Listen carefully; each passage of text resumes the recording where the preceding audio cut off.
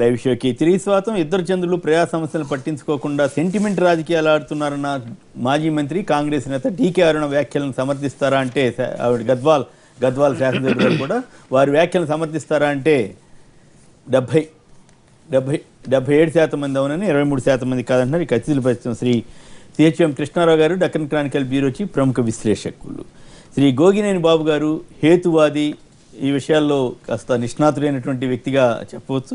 ఇక శ్రీ శంకరమంచి రామకృష్ణ శాస్త్రి గారు, వారు కూడా వేదాల్లో నిష్ణాతులు, వేద విద్యకి సంబంధించి అనేక పరిశోధనలు చేస్తూ ఇప్పటికి మీ గురించి ఒక మాట చెప్పండి, మీరే చెప్పండి. జ్యోతిష్ శాస్త్రంలో వేద విహితమైనటువంటి వేదాంగాల్లో వేదంలో అతి ప్రధానమైనది కాలానికి సంబంధించింది జ్యోతిషం, కాలగణన. దాంట్లో జ్యోతిషంలో పిహెచ్డి చేశాను. ఇప్పుడు అయినాంశ పైన పిహెచ్డి, అస్ట్రానమీలో పిహెచ్డి. రైట్, అది వారి ప్రాశస్త్యం. ఇక పుష్కరాలు నేటి నుంచి మహత్తరమైనటువంటి కార్యక్రమంగా ఘట్టంగా ప్రభుత్వాలు పెద్ద ఎత్తున నిర్వహిస్తూ ఉన్నాయి. అయితే సరే, రాజకీయంగా ఇతరత్ర ఏర్పాట్లో జరుగుతున్న లోటుపాట్లు లేదా మంచి చెడు వీటిపై రకరకాల విమర్శలు ప్రశంసలు రెండు ఉన్నప్పటికీ కూడా గతసారి కంటే కూడా భారీ ఎత్తున ఖర్చు పెడుతున్నట్లుగా మనకు చెబుతున్నారు. అక్కడ జరుగుతున్నటువంటి ఏర్పాట్లపై రకరకాల విమర్శలు కూడా వచ్చాయి. చివరికి ఏపీలో అయితే చంద్రబాబు గారు కూడా ఈ పనులు సరిగా జరగలేదనే అసంతృప్తిని అధికారుల మీద వ్యక్తం చేసినట్లు వార్తలు వచ్చాయి. ఇక్కడ కూడా బీజేపీ ఇతర నేతలు ప్రభుత్వం మీద విమర్శలు చేశారు. అక్కడ 1000 కోట్ల కుంభకోణం, 1000 కోట్ల అవకతవకలు జరిగాయంటూ వైఎస్ఆర్ కాంగ్రెస్ వారు విమర్శిస్తే ఇక్కడ బీజేపీ వారు టీఆర్ఎస్ పై విమర్శలు చేశారు. ఆ విషయాల్లో ఎంతవరకు వాస్తవం ఉందా లేదా అనేది పక్కన పెడితే, ఈ పుష్కరాల సందర్భంలో పుష్కర రాజకీయాలపైన కృష్ణారావు గారు, పుష్కరాల్లో హేతుబద్ధత వీటి మీద బాబు గారు, పుష్కరాల అవసరం వాటి యొక్క ప్రాశస్త్యం మీద శ్రీ రామకృష్ణ శాస్త్రి గారు మాట్లాడతారు. ముందుగా కృష్ణారావు గారు. ఒకటేంటంటే పుష్కరాలు అనేది నాకు ఉన్న అవగాహన మేరకు ఇది కేవలం హిందూ మత విశ్వాసానికి సంబంధించినటువంటి ఒక కర్మ, అంటే ఒక కార్యక్రమం ఒక విధి లాంటిది. అయితే దాన్ని నిన్న చంద్రబాబు నాయుడు గారు ఎక్కడో ఇది మతాలన్నింటికి అతీతం, ఎవరైనా వచ్చి స్నానాలు చేయొచ్చు, ఎవరైనా వచ్చి అని ఏదో జనరలైజ్ గోదావరిని ప్రార్థించండి మన రాష్ట్రం అభివృద్ధి చెందాలని. నేను గోదావరి దాని ఉన్న ప్రాశస్త్యం అది పుష్కరానికే కాదుగా, పుష్కరం లేనప్పుడు కూడా దాని ప్రాశస్త్యం దానికి ఉంటూనే ఉంటుంది. ఒకటేంటంటే ఇది నాకు తెలిసి ఇంతకుముందు నేను చాలా పుష్కరాలు చూశాను. 2003లో చంద్రబాబు నాయుడు గారు మొదటి అధికారంలో ఉన్నప్పుడు, ముఖ్యమంత్రిగా ఉన్నప్పుడు ఈ గోదావరి పుష్కరాలు వచ్చినప్పుడు దీనికి ఒక విపరీతమైనటువంటి హైపు హడావిడి అది క్రియేట్ చేయడం జరిగింది. మీకు గుర్తుండే ఉంటుంది, ఆ రోజు ఇవాళ 4 కోట్ల మంది వచ్చారు, 5వ రోజు అవగానే 6 కోట్ల మంది వచ్చారు, 7 కోట్లు వచ్చారని అప్పుడు అధికారికంగా ప్రెస్ నోట్లు అవి ఇచ్చేవారు. అంటే మొత్తం రాష్ట్ర జనాభా అంతాను పక్క రాష్ట్రాల వాళ్ళు అందరూ కలిసి ఏం పని ఇది లేనట్టుగా వచ్చేసి అక్కడ అంతా పని చేసినట్టుగా ఇది ఇచ్చారు. ఇది అప్పటికి కూడా తెలంగాణ వైపు, అప్పుడు ఉమ్మడి రాష్ట్రంలో కూడా తెలంగాణ వైపు పుష్కర్ ఘాట్లు వాటి ప్రాశస్త్యం గురించి అంతగా తెలియని సమయంలో కేవలం రాజమండ్రి కొవ్వూరు దగ్గరే వచ్చేసినట్టు అనేది అంత ఇది ఇచ్చారు. ఒకటేంటంటే ఒక మేజర్ కాంగ్రిగేషన్ ఒక చోట ఉన్నప్పుడు ప్రభుత్వం యొక్క బాధ్యత ఏమిటంటే కొన్ని ఏర్పాట్లు చేయడం అనేది, రెండోది జనాభా పెరుగుదల కానీ దాని ప్రాశస్త్యం గురించి తెలియడం కానీ పత్రికల ద్వారా కానీ వీటి ద్వారా కానీ లేకపోతే ప్రభుత్వాలు, అలాంటిది ప్రభుత్వమే ప్రతి చోట ఫ్లెక్సీలు అవి ఏర్పాటు చేసి చంద్రబాబు నాయుడు గారిది అక్కడ, కేసీఆర్ గారిది ఇక్కడ, టీఆర్ఎస్ వాళ్ళు అయితే ఇక్కడ, తెలుగుదేశం వాళ్ళు అయితే అక్కడ పెద్ద పెట్టి వాళ్ళు ఏంటంటే రండి పుష్కరాలకి రండి పునీతులు కండి అంటే, ఇది రాకపోతే మనం ఏం పునీతులం కాకుండా ఏదో పాపాత్ములుగా మిగిలిపోతామేమో అన్న భయాన్ని ఏదో కలిగించి మొత్తం ప్రజలందరినీ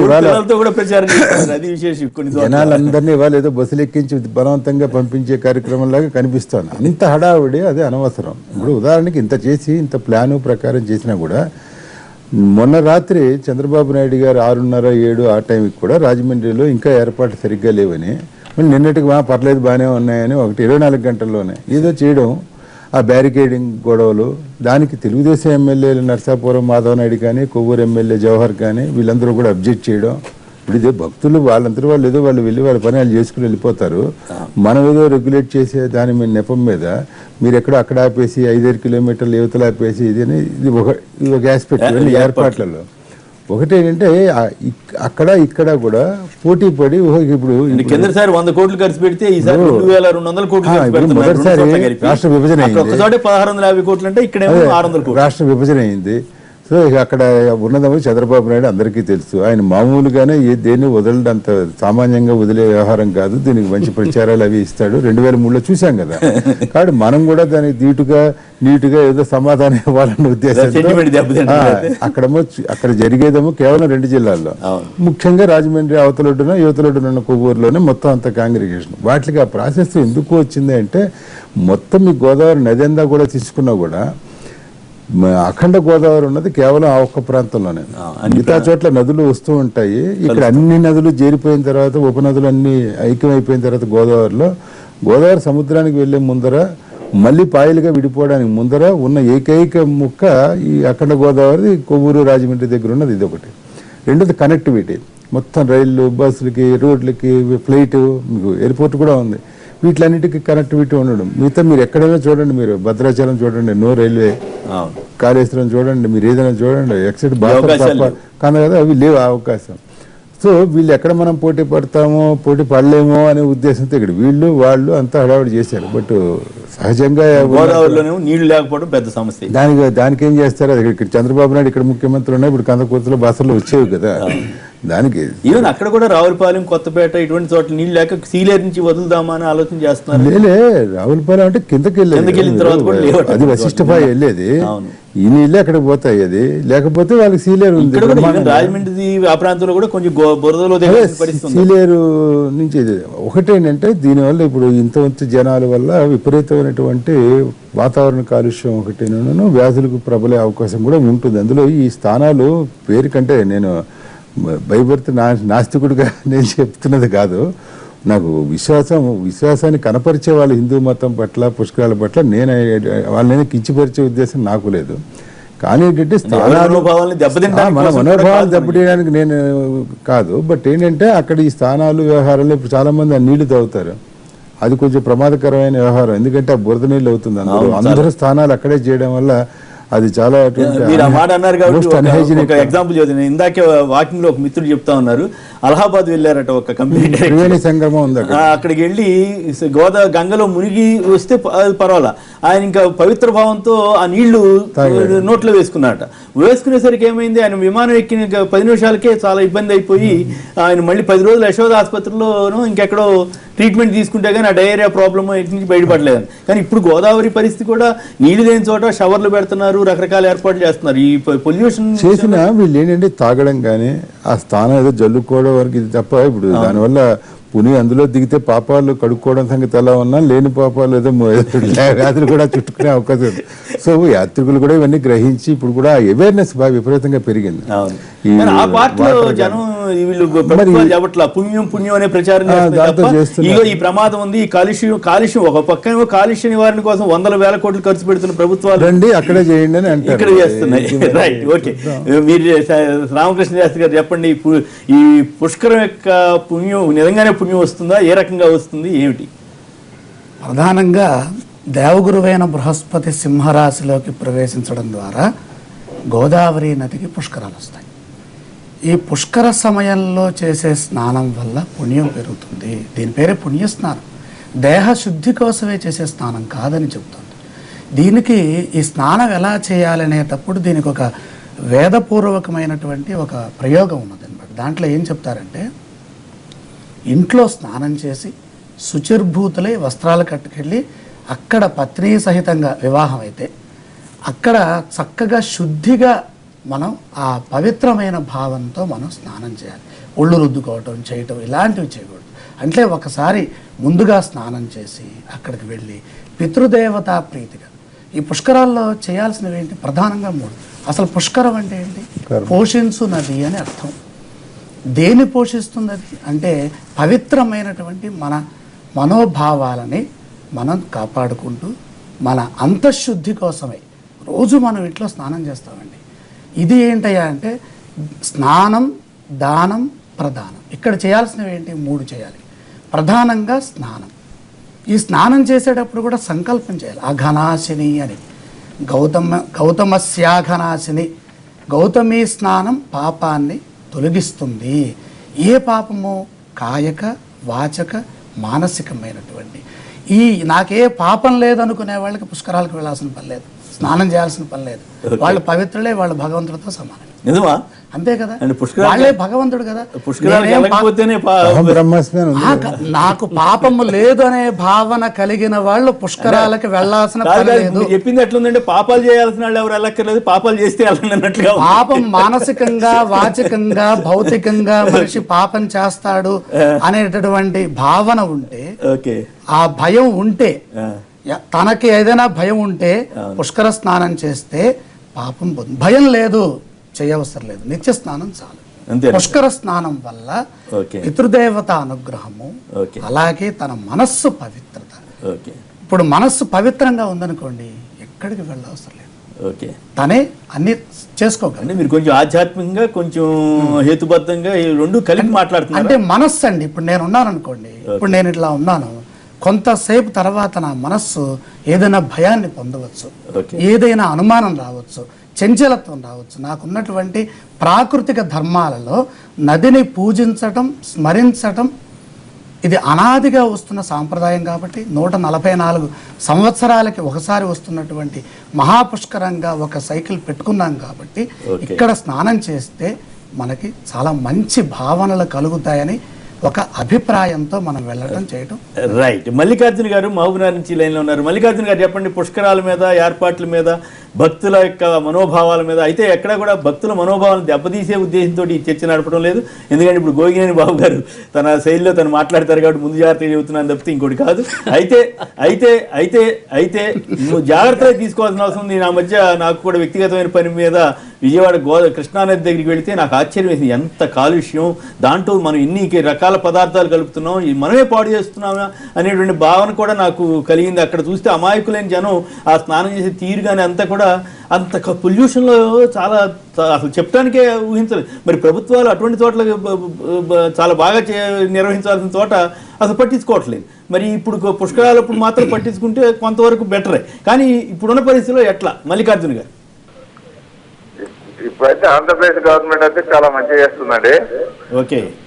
కాకపోతే ఆ కృష్ణరావు గారు కొద్దిగా వెటకారంగా మాట్లాడుతున్నారు, అది మంచి పద్ధతి కాదు అట్లా మాట్లాడమా. అది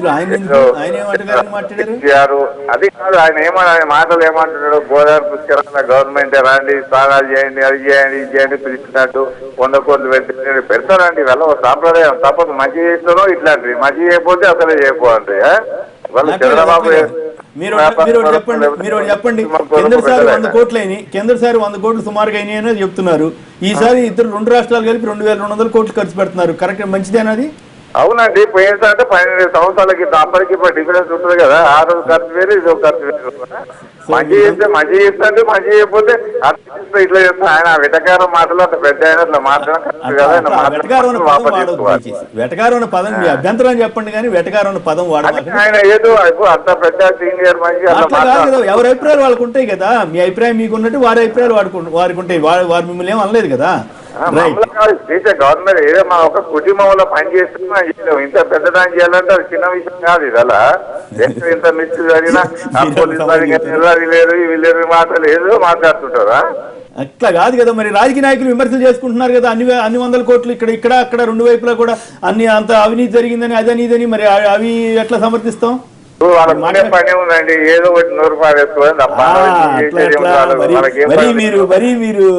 మరీ సంప్రదాయవాదిగా ఉన్నట్టున్నారు మీరు. Right, okay. బాబు గారు చెప్పండి, పుష్కరాల ప్రాసెసింగ్ గురించి వారు చెప్పారు.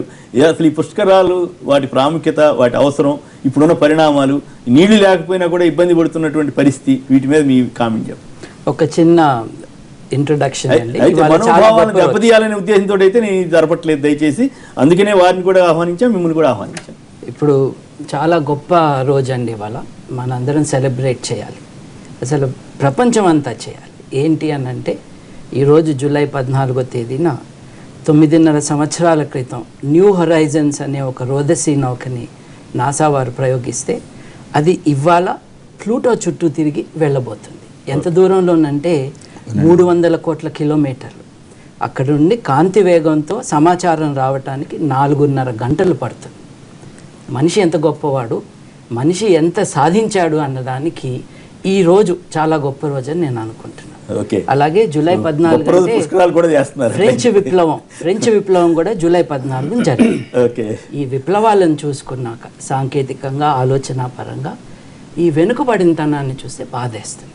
ఓకే, అసలు నదులకు పూజలు చేయటము, నీళ్ళకి పూజలు చేయటము, గ్రహాలు కొంతమందికి గురువులు అవ్వటము, ఆ గురువులకు కులాలు ఉండటము, ఇదంతా కూడా ఆధునిక సమాజంలో మనం బిత్తరపోయి చూస్తూ ఉంటాం. ఇటువంటి భావన నిజానికి ప్రార్థనలు ఎవరికి చేయాలండి? వాళ్ళ మహారాష్ట్ర ప్రభుత్వానికి చేయాలి. నీళ్ళు వదలండి అయ్యా, మేము అక్కడ మునగాలి నీళ్ళల్లో అని. ఎందుకంటే నీళ్లు లేవు. నీళ్లు లేకపోతే తమాషాగా బోర్వెల్స్ తవ్వి భూగర్భంలోంచి తీసి ఇది గోదావరి నీళ్లు అని చెప్పి నమ్మబలికిస్తూ ఉన్నారు. ఒక వెస్టెడ్ ఇంట్రెస్ట్తో కాంగ్రిగేషన్స్ ఆఫ్ పీపుల్ అందరూ ఒక చోట గుమిగూడటం అన్న చాలా అద్భుతమైన విషయం అండి. కమ్యూనియన్, కాంగ్రిగేషన్ మానవ చరిత్రలో కానీ సాంస్కృతికంగా చూసుకుంటే it's a period of celebration. నేను పుష్కరాలకు వెళ్ళాను, పూజలు చేయటానికి కాదు. ముఖ్యమంత్రి గారు మునిగిన నీళ్లు చూసారా ఎంత మురిగ్గా ఉన్నాయో? ఆ నీళ్ళలో మనం మునిగితే ఏమవుతుందండి? సామాజిక శాస్త్రం తెలిసిన ఎవరికైనా సరే, ఆంథ్రోపాలజీ కొంచెమన్నా అర్థమైన వారికి ఎవరికైనా సరే తెలిసేది ఏంటంటే purity is different from cleanliness. స్వచ్ఛత వేరు, పవిత్రత వేరు. అందుకే పవిత్ర భారతదేశంలో స్వచ్ఛ భారత్ కావాలి అని ఇవాళ మనందరం కష్టపడుతూ ఉన్నాం. ఎక్కడ శుభ్రత లేని దేశంగా మారింది. ఎందుకంటే కుల వ్యవస్థలో కులాలకి ప్యూరిటీయే కావాలి కానీ స్వచ్ఛత అక్కర్లేదు. ఏదైనా అపవిత్రం అవుతుందంటారే కానీ అది మురికి అవుతుంది అని మాట్లాడటం అన్నది మన సంస్కృతిలో మనం కొత్తగా నేర్చుకుంటున్నాము. అంటే మనం ఒక సమాజంగా ముందుకు ఎదగటానికి ఇవన్నీ మనసులో పెట్టుకోవాలి. ఇకపోతే గ్రహం అయ్యి ఎవరో దేవతలకు గురువు అయిన ఒక మనిషి ఉన్నాడు చూడండి, ఆయన్నే బృహస్పతి అని అంటున్నారు కదా. ఈ బృహస్పతి ఏంటండి తిరగటం? ఆ తిరిగితే తిరిగాడు సరే, సూర్యుడి చుట్టూ 12 ఏళ్ళు పడుతుంది ఒకసారి తిరగటానికి. ప్లూటోకి అయితే 358 ఏళ్ళు పడుతుంది. బాగానే ఉంది. మనకి ఎంత దూరంలో ఉన్నాడు? 62 కోట్ల కిలోమీటర్ల నుంచి 58 కోట్ల కిలోమీటర్ల దూరంలో ఉన్నాడు. ఎక్కడికి వెళ్తున్నాడు? సింహరాశిలోకి వెళ్తున్నాడు. ఈ సింహరాశి ఎక్కడి నుంచి వచ్చిందండి? ఈ సింహరాశి బాబిలోనియా నుంచి వచ్చింది. అసలు వేదాల్లో లేదు ఇది. వేద పండితులందరూ కూడా ఇది తప్పుగా చెప్తూ ఉన్నారు. వేదాలలో ఎక్కడా కూడా సింహరాశి కానీ రాశులు కానీ లేవు. బాబిలోనియా అంటే ఎక్కడుందో కూడా తెలియదు వీళ్ళకి. ఇరాక్, ఇప్పుడు ఏదైతే ఇరాక్ అంటున్నామో ఆ ఇరాక్ నుంచి హెలెనిస్టిక్ కల్చర్స్ అంటే గ్రీకుల దగ్గరికి వెళ్ళి అక్కడి నుండి వచ్చిన మూఢనమ్మకం ఇది. ప్రపంచీకరణలో మూఢనమ్మకాలు ప్రపంచీకరణ అవ్వటం అన్నది ఇదొక నిదర్శనం. సింహరాశి దాంట్లో నక్షత్రాలు ఏమున్నాయండి? ఒక నక్షత్రం ఏమో 36.5 లైట్ ఇయర్స్ కాంతి సంవత్సరాల దూరంలో ఉంది. ఇంకో నక్షత్రం ఏమో 58 కాంతి సంవత్సరాల దూరంలో ఉంది. ఈ జూపిటర్ ఎక్కడున్నాడు? 62 కోట్ల కిలోమీటర్ల దూరంలో ఉన్నాడు. అంటే ఈ స్టూడియోలో నేను ఇక్కడి నుంచి అక్కడికి వెళ్తే నేనేదో పాలపుంత మారినట్టుగా ఎంత హాస్యాస్పదంగా ఉంటుందో. కొన్ని కాంతి సంవత్సరం అంటే ఏంటండి? సెకండ్కి 3 లక్షల కిలోమీటర్లతో కాంతి వెళ్తూ ఉంటే ఒక సంవత్సరంలో ఎన్ని వేల కోట్ల కిలోమీటర్ల దూరం వెళ్తుందో అది. ఒకటి 36.5 లైట్ ఇయర్స్ దూరంలో, ఇంకోటి 58.5 లైట్ ఇయర్స్ దూరంలో, ఇంకొకటి 62 కోట్ల కిలోమీటర్ల దూరంలోనే. అంటే మనిషి వెళ్ళొచ్చిన, మనిషి ప్రయోగించిన ఒక ఉపగ్రహం దాటి వెళ్ళిన ఇది అక్కడికి ఎలా వెళ్ళింది?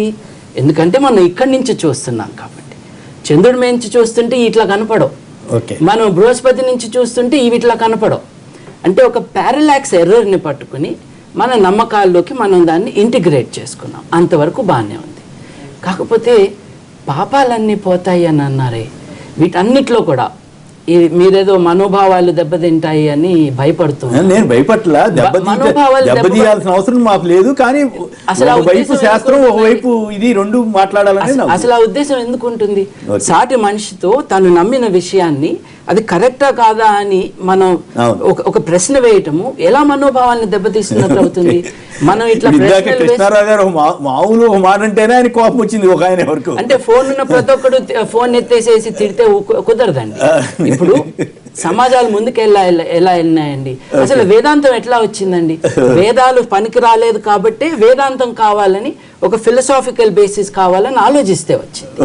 ఇవన్నీ వద్దని పురాణాలు ఎందుకు తీసుకున్నారండి? అసలు మీరు ఇవన్నీ వదిలేసి వేదాల దగ్గరికి తిరిగి వెళ్ళమని దయానంద సరస్వతి ఎందుకు చెప్పాడండి? ఎందుకంటే మతంలో కూడా ప్రశ్నలు, వాదాలు, వివాదాలు జరుగుతూ ఉంటాయి. చాలా ముఖ్యమైన విషయం. ఆ నేపథ్యంలో నేను అడిగే ప్రశ్న ఏంటంటే, ఇదంతా ఎందుకు జరిగిందండి? ఇంద్రుడు అనేవాడు గౌతమ ముని భార్యని వంచనతో లొంగ తీసుకున్నాడు కాబట్టి ఆయన పాప పరిహారం కోసం, ఎందుకంటే శాపం విధిస్తే ఆ శాపం వల్ల ఆయన శరీరం అంతా వికారంగా అయిపోతే ఆయన బ్రహ్మదేవుడిని వేడుకున్నాడు. బ్రహ్మదేవుడు వేడుకుంటే ఆయన ఏం చేశారంటే, ఈ నీళ్ళల్లో మునుగు నువ్వు బాగైపోతావు అన్నాడు. మరి ఈ ఇంద్రుడు చేసింది పాపమా నేరమా? భారత శిక్షా స్మృతి ప్రకారం 497 సెక్షన్ వస్తుంది. ఎందుకంటే వంచి ఒక వ్యక్తిని లొంగ తీసుకోవడం సెక్షువల్ గా. పాపానికి పరిహారం నీళ్ళలో మునగటం అయితే నేరానికి పరిహారం జైలుకి వెళ్ళటం. నేరాలు చేసిన వాళ్ళందరూ నీళ్ళలో మునిగితే మా నేరాలన్నీ పోతాయంటానికి వీల్లేదండి. సో మతపరమైన కాన్సెప్ట్ పాపం అన్నది పక్కన పెడితే నేరాలకి దీనికి సంబంధం లేదు. మనం క్లారిటీ తెచ్చుకోవాలి. ఒకటేమో ప్యూరిటీ, రెండోదేమో మురికితనం. సమాధానం చెప్పే అవకాశం కూడా ఇవ్వాలి మనం. తప్పకుండా ఇద్దాం. పొద్దున్న నుంచి సాయంత్రం దాకా టీవీలో చెప్పేది ఇదే కదా, స్పాన్సర్డ్ ప్రోగ్రాముల్లో. మనం చేసేది ఏంటంటే, మనం ఇది నమ్మితే గనక ఏది తప్పకుండా ఎవరికి ఇష్టం వచ్చినట్టుగా వాళ్ళు వాళ్ళ మతాన్ని పాటించుకోవాలి. అడ్డుకునే హక్కు గాని అవకాశం కానీ లేదు. ప్రభుత్వాలు ప్రమోట్ చేయకూడదు అన్న దాంట్లో అసలు అనుమానమే లేదు. ఇప్పుడు వారు చెప్పచ్చు, వారు పూజారిగా కానీ బ్రాహ్మణులుగా కానీ, ఇప్పుడు వారు ఒక 3 విషయాలు చెప్పారు. మనం ఒక మంచి సంకల్పంతో వెళ్ళాలి, దానం చేయాలి అన్నారు. దానం ఎందుకు చేయాలండి? పుణ్యం కోసం దానం చేయాలా? దానం చేస్తే ఎవరికి చేయాలి? ఏ కులస్తులకు చేయాలి? ఏ వృత్తి ఉన్న వాళ్ళకి చేయాలని వేరే ప్రశ్నలు. అంటే ఒక కులం వాళ్ళు తమ వృత్తిని ముందుకు తీసుకువెళ్ళటానికి చేస్తున్నారా అన్న ప్రశ్నలు ఇవాళ కాదు, 300 ఏళ్ళ నుంచి వేసుకుంటున్నారు. నాకు చెప్పడం రాదు కానీ వేమన్ ఎట్ట తిట్టాడండి. ఇప్పుడు ఇవన్నీ నమ్మాలనంటే ఆధునికుడుగా ఉన్న నాకు కొన్ని ప్రాబ్లమ్స్ ఉన్నాయి. స్వర్గాన్ని నమ్మాలి, ఆత్మని నమ్మాలి. చనిపోయిన వాళ్ళందరూ ఇక్కడ తిరుగుతూ ఉంటారు, వాళ్ళకి నేను పిండ ప్రదానం చేస్తే పోతుంది అని నమ్మాలి. మనం శరీరం మీద మురికిలాగా పాపాలన్నీ మన మీద ఉంటాయని, నీళ్ళల్లో మునిగి తీస్తే అవి పోతాయని, ఈ విషయాలన్నీ నమ్మాల్సి వస్తుంది. నేను నమ్మనండి. నిజానికి అక్కడ మునుగుతున్న వాళ్ళు చాలా మంది కూడా నమ్మరని నేను అనుకుంటున్నా. ఎందుకంటే ఇది అందరూ చేస్తున్నారు కాబట్టి మనం చేయటం.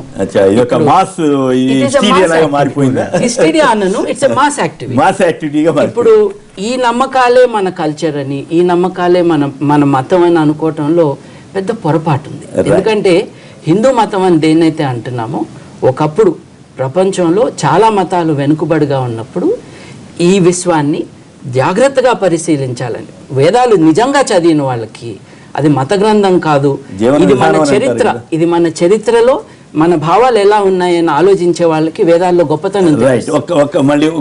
ఫిజికల్ యూనివర్స్ ని ఇన్వెస్టిగేట్ చేయమని వేదాల్లో చెప్పారు. మీరు ఇంకా చాలా సుదీర్ఘమైన దానికి వెళ్తున్నారు. నిజామాబాద్ నుంచి శ్రీనివాస్ గారు లైన్. శ్రీనివాస్ గారు చెప్పండి, అక్కడ వాటర్ సమస్య ఎక్కువగా ఉన్నట్లుంది. పుష్కర ఘాట్ కు సంబంధించి మీరు ఎట్లా ఫీల్ అవుతున్నారు?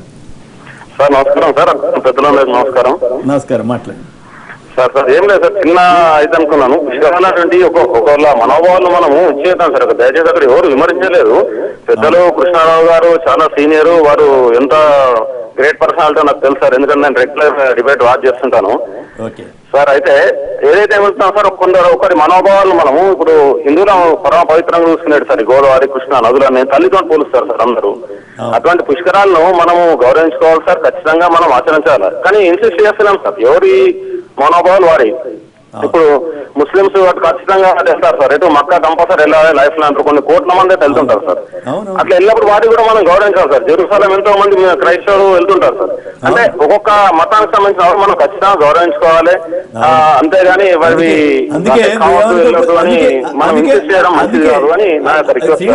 శ్రీనివాస్ గారు అందుకే మహానుభావుడు మరి కార్ల్ మార్క్స్ గారు ఎప్పుడో చెప్పాడు, మతం అనేది ఒక మత్తు మందు లాంటిదని. సో ఈ మత్తు మందులో మనం ప్రపంచం అంతా నడుస్తోంది, మనం నడక తప్పని పరిస్థితుంది, అది వేరే విషయం. అయితే ఇక్కడ పాయింట్ ఏంటంటే ఇటువంటి వాటిల్లో ప్రభుత్వాలు ఎక్కువగా, ఇప్పుడు ఉదాహరణకి ఇక్కడ రంజాన్ తోఫా అని, అక్కడ చంద్రన్న కానుకని, ఇట్లా చంద్రన్న సంక్రాంతి కానుకని, దసరా కానుకని, బోనాల కానుకని, ఇట్లా రకరకాలుగా ప్రభుత్వాలు ప్రజల్ని కరెక్ట్ డైరెక్షన్లో తీసుకెళ్తున్నాయా లేదా, ఈ పుష్కరాల పేరు మీద సెంటిమెంట్ ఏమైనా ప్రయోగించి రాజకీయాలు చేస్తున్నాయా రాజకీయ పార్టీలు అనేదే ఒక ప్రశ్న. అయితే మనం ఎటువైపు వెళ్ళాలి? అభివృద్ధి వైపు వెళ్ళాలా, నమ్మకాల వైపు వెళ్ళాలా, సెంటిమెంట్ వైపు వెళ్ళాలా, హేతుబద్ధత వైపు వెళ్ళాలా అనేది కూడా ఆలోచించాల్సిన అవసరం ఉంది. గెలీలియో భూమి గుండ్రంగా ఉంటుందని చెప్పినటువంటి వ్యక్తుల్ని రాళ్ళు వేటి కొట్టి చంపినటువంటి చరిత్ర ప్రపంచం తెలుసు కదా. అయినా అంత మాత్రం అతను చెప్పింది అవాస్తవం కాలా, తర్వాత అందరూ ఒప్పుకున్నారు కదా. సో కాబట్టి ఇవన్నీ కూడా మనం దృష్టిలో ఉంచుకొని అన్ని విషయాలు తెలుసుకోవాలనే ఉద్దేశంతో ఈ చర్చ. శ్రీనివాస్ గారు సార్, మీరు చర్చ పెట్టడం చాలా మంచిది సార్, అట్లేం లేదు సార్, చాలా మంచిదే సార్. కాకపోతే ఏమంటున్నా సార్, మీరు అన్నట్టు ఎగ్జాక్ట్లీ ఏంటిదంటే ఈ కాలుష్యం అనేటువంటి జరగకుండా చూడాల్సిన అవసరం ఉంది సార్. ఎట్లా అంటే సార్, ఇప్పుడు ప్లాస్టిక్ నిషేధించడం, లేకపోతే ఏదైతే పిండ ప్రదానాలు చేస్తుంటారు, అవన్నీ కొంచెం కాలుష్యం కాకుండా చూడాల్సిన అవసరం అయితే ఉంది సార్. కానీ విషయాలు మాత్రం మనం గౌరవించాలని నా పర్సనల్ రిక్వెస్ట్ సార్. ఏంటంటే నేను ఇంకోలో రుద్దడం, నదిలో స్నానం చేయటం, మన చిన్నప్పుడు నదిలో ఆడుకునే వాళ్ళం, కానీ ఆ రోజుల్లో పారే నీళ్ళలో ఆడుతుంటే అదొక ఆనందం, అదొక సంతృప్తి. కానీ ఇప్పుడు నిలబడిన నీళ్ళల్లో లక్షల మంది దిగితే అది ఎంత ప్రమాదం అన్నది గవర్నమెంట్లు ఆలోచించాలా, వాటికి శుద్ధి చేయాలా, వాళ్ళందరికీ జాగ్రత్తగా అక్కడ ఎలాంటి ఇబ్బంది రాకుండా చూడాల్సిన బాధ్యత కూడా ప్రభుత్వాల మీద ఉంటుంది. వెళ్లే జనం కూడా అటువంటి జాగ్రత్తలు తీసుకోవాలి. ఇందా నేను ఉదాహరణ చెప్పాను, ఒక ఆయన నోట్లో నీళ్లు పోసుకుంటే ఆయన 10 రోజులు ఆసుపత్రి ట్రీట్మెంట్కి వెళ్లాల్సి వచ్చింది, పెద్ద ఆసుపత్రికి వెళ్లాల్సి వచ్చింది. అందుకు కూడా ఇటువంటి విషయాలు చెప్పడం ద్వారా కొంతమందికైనా ఆ జాగ్రత్తలు తీసుకుంటారు.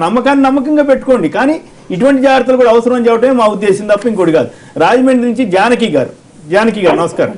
జానకిరామ్ గారు మాట్లాడండి ప్లీజ్. అంటే ఇప్పుడు మీరు చెప్తున్న దానిలో కూడా అంటే మీరు చెప్పిన దానిలో కూడా కొంతవరకు నిజం ఉంది. పుష్కరాల్లో నీళ్లు పోసుకోవటం వల్లనే రోగాలు రావటం కదా. లేదు, పుష్కరాల నీళ్ళు నేను అనలేదు, అట్లా అనొద్దు దయచేసి. పుష్కరాలకి మామూలుగా గంగా నదిలోకి వెళ్ళి ఇట్లా చేశాడని చెప్పాను. అదేనండి, అదే మున్సిపాలిటీల్లో ఈ పంపిణీ చేసే నీళ్లు కానీ లేకపోతే పంచాయతీల్లో ఇచ్చే నీళ్లు కూడా అలాగే ఉన్నాయి సార్. అంటే ఈ ప్రభుత్వాలు అంత అధ్వానంగా ఉన్నాయని చెబుతున్నారు మీరు. అట్లయితే వాస్తవం అండి, కొన్ని చోట్ల ప్రాబ్లం ఉండొచ్చు, కానీ అంత మాత్రం పరిస్థితి అంతా అట్లా ఉంటుందా? బాబు గారితో విషయం మాట్లాడాలండి, గోగినేని బాబు గారితో. అడగండి, ఏదైనా పద్ధతి. అలాగేనండి. మీ వాదన ఏదైతే ఉందో బాబు గారు, నేను చాలా చోట్ల విన్నాను. అయితే ఎప్పుడు మీరు హిందూ మతం గురించే మాట్లాడతారు, కానీ ఇప్పుడు మామూలుగా కొన్ని కూటములు పెట్టి మేము రోగాలు బాగు చేస్తామని చెప్తుంటారు. నేనేం వాళ్ళని విమర్శించట్లా, బాగా అర్థం చేసుకోండి, నేను వాళ్ళని విమర్శించట్లా, ఏమి దయచేసి తప్పుగా అనుకోవద్దు. అలాంటి విషయాల్లో కానీ లేదు, ఇప్పుడు ఈ మన దేవుడి పేరు చెప్పి కత్తులతో కొట్టుకుంటుంటారు, వాళ్ళ గురించి కానీ మాట్లాడరాడు. ఎప్పుడు రాముడు బాణాలు వేసాడా, చెట్టు నుండి ఎందుకు కొట్టాడు, ఇలా ఎందుకు కొట్టాడు, అలాగే ఎందుకు కొట్టాడు, మనం ప్లూటో దాకా వెళ్ళామంటారు. ఓకే, ప్లూటో దాకా వెళ్ళిన మేధావితనం మనకున్నా మనం తినేది అన్నమేనండి. ప్లూటో తినలేము మనం, లేకపోతే మన మేధావితనం తినలేము. Right, okay.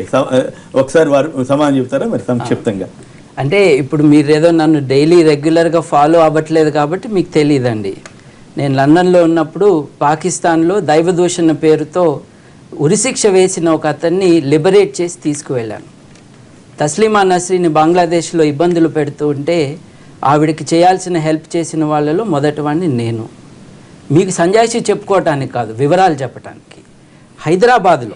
హైదరాబాద్లో అరిల్ ఎడ్వర్డ్సన్ అనే ఆయన మోసాలు చేస్తూ ఉంటే అతన్ని నార్వేలో పట్టిస్తే అతను తన ఉద్యోగాన్ని వదులుకోవాల్సి వచ్చింది. సో మీరు ఇదేదో ఇక్కడ హిందువుల కోసమే మాట్లాడుతున్నారంటే, ఈ టీవీ ఛానల్ వాళ్ళు హిందూ మతం ఒక విషయం గురించి చర్చకు పిలిచారు. ఇక్కడ కూర్చొని నేను ఇస్లాం గురించి మాట్లాడితే ఈడెవడు పిచ్చోడు ఇది మాట్లాడుతున్నాడు అంటారు. సమయం, సందర్భం, సభా మర్యాద అన్ని ఉండాలి. హేతువాదులకి అన్ని మతాలు ఒకటే మిత్రమా. ఇందాక నేను చెప్పినట్టు మతం అనేది ఒక మత్తు మందని కార్ల్ మార్క్స్ మహానుభావుడు అన్నాడు. ఎట్లా అన్నాడో కానీ రాజశేఖర్ గారు మరొకరి లైన్లో ఉన్నారు. రాజశేఖర్ గారు నమస్కారం, మాట్లాడండి సార్. Good morning sir. నమస్కారం. Good morning. ప్లీజ్. నేను ఈ పుష్కరాల గురించి చెప్పడానికి ముఖ్య కారణం ఏంటంటేనండి, ఇది నా 4వ పుష్కరం మాట నాకు తెలిసి. Very good. యాక్చువల్ గా నేను ఆ పక్క నుండి చూశానమాట. అంటే ఎంత దౌర్భాగ్య పరిస్థితి అంటే కనుక మొదటి రోజు చాలా బాగుంటుంది, భక్తులు పెరిగే కొద్ది అసలు అన్హైజీనిక్ గా ఉంటుంది మొదటిది మట్టి. నాకుంటే కండిషన్ చెప్తాను. రెండో విషయం ఏంటంటేనండి, సాధారణంగా ఈ నమ్మకం అనేది ఎట్లా ఉంటుందంటే ఇప్పుడున్న కాలర్స్ని చూస్తేనే అర్థం అవుతుందన్నమాట. ఏదన్నా ఒక మనిషి నమ్మిన దాని గురించి గనక దానిలో సహేతుకంగా మాట్లాడితే గనక దాన్ని వ్యతిరేకించే వాళ్ళ పర్సంటేజ్ 180% ఉంటుంది. మూడో విషయం సార్, ఈ మన హైందవ మతంలోని ఈ పుష్కరాలు ఇది ఎప్పుడు చూసినా పుష్కరాలు వచ్చేది మాత్రం వరదలు వచ్చిన టైంలోనే పెడతారన్నమాట. బికాజ్ ఏంటంటే దాన్ని అట్లాగే డిజైన్ చేయబడింది, ఆ పోవటానికే డిజైన్ చేసి పడింది. అంతేగాని ఇంత ముందు కాలంలో మాట్లాడినట్టుగా ఒక మతం గురించి కానీ మాట్లాడడం కానీ అది అసలు భావ్యం కాదు, ఎవరి నమ్మకం వాళ్ళ. కానీ ఆ బాబురావు ఆయన చెప్పినట్టుగా మాత్రము ఒక సామాజిక వర్గం బతకడానికి మాత్రం ప్రమోట్ చేయకూడదు. ఎందుకంటే నా చిన్నతనంలో నేను 5-6 తరగతుల్లోనే నేను ఆ కోట్లింగాల రేవు దగ్గర చూశానమాట. తల్లిదండ్రులు చచ్చిపోయి వాళ్ళు ఏదో కర్మకాండ చేద్దామంటే కనుక అక్కడ చూశారంటే ఒకళ్ళు కామెంట్ చేయటం కాదన్నమాట. నా చిన్నతనంలో పాతుకుపోయింది చూసి ఏదన్నా ఒక విషయాన్ని సహేతుకంగా మాట్లాడాలని ఆలోచించాలి తప్పిస్తే కానీ అంటే దాన్ని రుద్దడానికి ప్రయత్నించకూడదు. నమ్మకం మంచిదండి, మంచి నమ్మాలి ఏదో ఒక దాన్ని, కానీ గుడ్డిగా నమ్మకూడదు అనేది నా భావన. రైట్, బాగా చెప్పారండి. మరొకరు నరసింహ గారు తాడిపత్రి నుంచి నరసింహ గారు, నమస్కారం, మాట్లాడండి. నమస్కారం. హలో, టీవీ వాల్యూమ్ కట్టేసేయండి, టీవీ వాల్యూమ్ తగ్గించి మాట్లాడాలా. ఇబ్బందికరంగా ఉండేటట్లు ఉన్నాయి సార్ మీరు చెప్పే ఇదంతా. మీరు పెట్టే చర్చా వేదిక, ఈ జన విజ్ఞాన వేదిక వాళ్ళు కృష్ణారావు గారు హిందూ మతాల హిందూ మనోభావాలు దెబ్బతీసంగా ఉన్నాయి, కానీ ఇది హిందువులకు అనుకూలంగా లేవు. మరి అదే మీరు రంజాన్ పండుగ పైన లేకపోతే క్రిస్మస్ పండుగ పైన మరి మీరు చర్చ ఎప్పుడన్నా పెట్టినారా?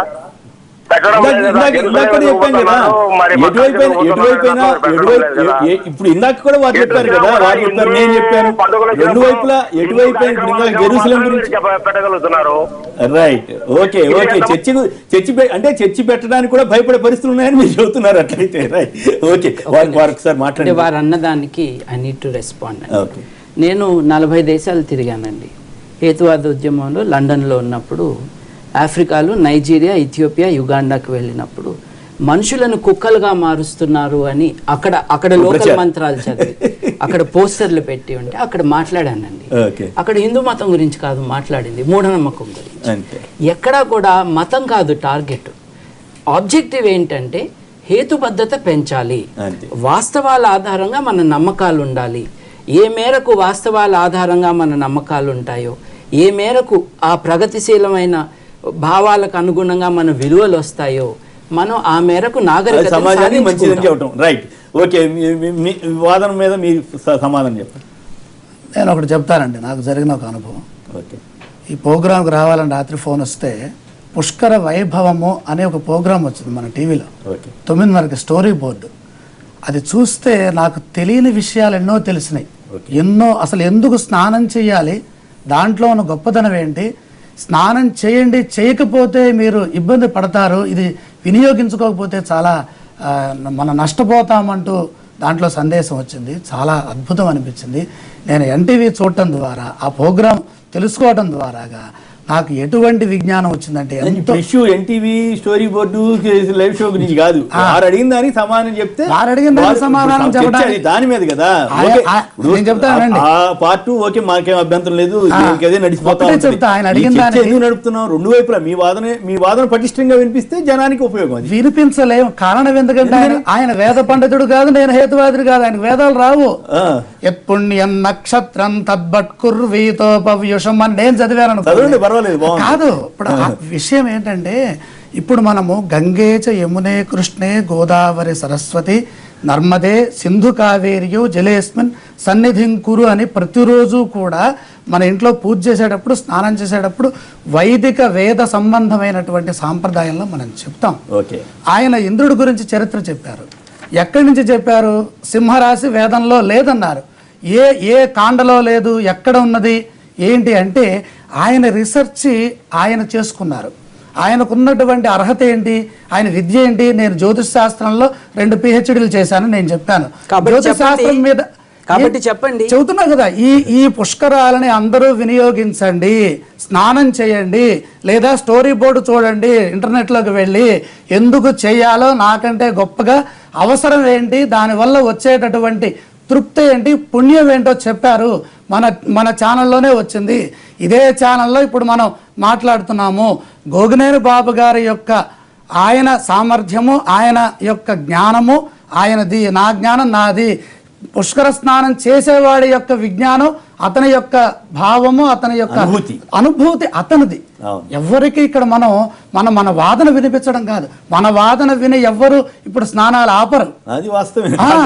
మనమేంటంటే ఇక్కడ ఇది జాగ్రత్తలు తీసుకోవాలని మా బొట్టాలని చెబుతాం. అది జాగ్రత్తలు ఎప్పుడు తీసుకుంటారు? వాడు చచ్చిపోదామని ఎవరు వెళ్ళండి, ఎక్కడ వెళ్తారు? అమాయకంగా ఎవరు తెలివి వాళ్ళు ఇవాళ రేపు టీవీలు ఉన్నాయి, మన టీవీ బాగా చూస్తున్నారు జనము, మనదే భక్తి కూడా ఉంది, దాంట్లో ఇంకా విశేషంగా చూస్తున్నారు, మన భక్తి పత్రిక కూడా ఉంది, చాలా గొప్పగా ఉన్నాయి. ఎవరు ఇక్కడ అజ్ఞానంతో లేరండి. దేవాలయానికి వెళ్ళినా అక్కడ ఇన్ని కోట్ల రూపాయలు దాంట్లో వేసినా వాళ్ళ యొక్క మనోభీష్టములు. ఇప్పుడు మన రంజాన్ లో ఇప్పుడు వాళ్ళు ఉపవాసం చేస్తున్నారు, దానికి ఏంటి అంటే దాని గురించి మనం మాట్లాడలేము. ఎందుకంటే మాట్లాడాలి అంటే వాళ్ళ మనోభావాలు దెబ్బతింటాయి. ఇక్కడ కూడా నేను చెప్పేది ఏంటంటే భారతీయ సంస్కృతిలో మన యొక్క సాంప్రదాయాన్ని మనం ఆచరించడం చాలా ఉత్తమం. ఇప్పుడు అంటే క్లారిటీ ఉండాలండి. భారతీయ సంస్కృతిలో కాదు, భారతీయ సంస్కృతిలో కాదండి, హిందూ సంస్కృతిలో. భారతీయ సంస్కృతిలో హిందూయిజం ఉంది, అలాగే హేతువాదం ఉంది, అలాగే చార్వాకులు ఉన్నారు, నాస్తికులు ఉన్నారు, అలాగే బౌద్ధులు ఉన్నారు, జైనులు ఉన్నారు, సిక్కులు ఉన్నారు. వీళ్ళందరూ హిందువులు కాదు. అలాగే ముస్లింలు ఉన్నారు, క్రిస్టియన్లు ఉన్నారు. ఏ మేరకు ఇది మా మతం ఉంది అని అంటే ఎక్కడా ఇబ్బంది లేదండి. ఇది వాస్తవం, ఇది భారతదేశం అంటేనే ఇబ్బంది. రైట్, ఒక్క నిమిషం. ఇద్దరు చంద్రులు ప్రజా సమస్యలు పట్టించుకోకుండా సెంటిమెంట్ రాజకీయాలు చేస్తున్నారన్న మాజీ మంత్రి, కాంగ్రెస్ ఎమ్మెల్యే, గద్వాల ఎమ్మెల్యే డీకే అరుణ వ్యాఖ్యలను సమర్థిస్తారా అంటే 91% మంది అవునని, 9% మంది కాదన్నారు. ఇప్పుడు చిన్న విరామం తర్వాత లైవ్ షో కొనసాగుతుంది.